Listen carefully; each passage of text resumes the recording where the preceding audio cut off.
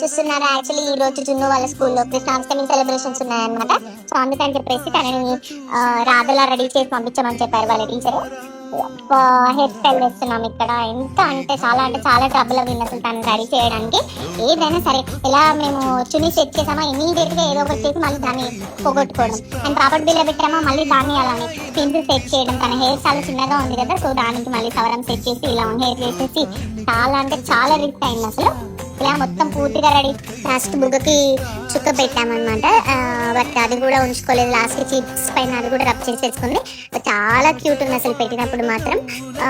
ఏడ్ చేసింది కూడా. ఆ తర్వాత నాకు వద్దు కాటిక అని చెప్పేసి మిడిల్ క్లాస్ తననైతే మేము రెడీ చేసేసాము. చేసిన తర్వాత అలా నార్మల్గా క్లాసికల్ స్టెప్స్ ఒక 2-3 వేయించాము బయట ఫోటోషూట్ లాగా నార్మల్గా.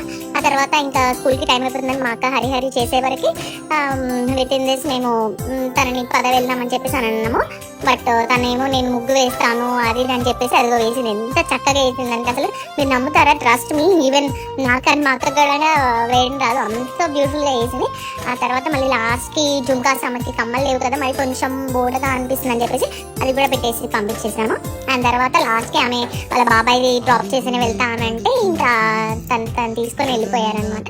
మాకు వెళ్ళింది తనని ప్రాపర్గా అంటే టీచర్స్కి హ్యాండ్ ఓవర్ చేసేసి అన్ని చెప్పడానికి.